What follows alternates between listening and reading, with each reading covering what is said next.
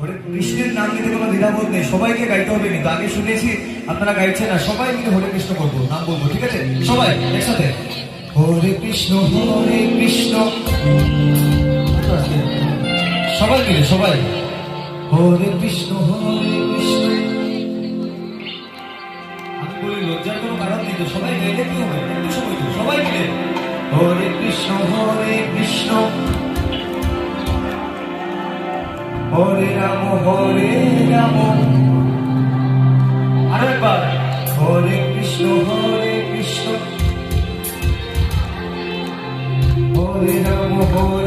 Ram Ram Ram Hare Hare.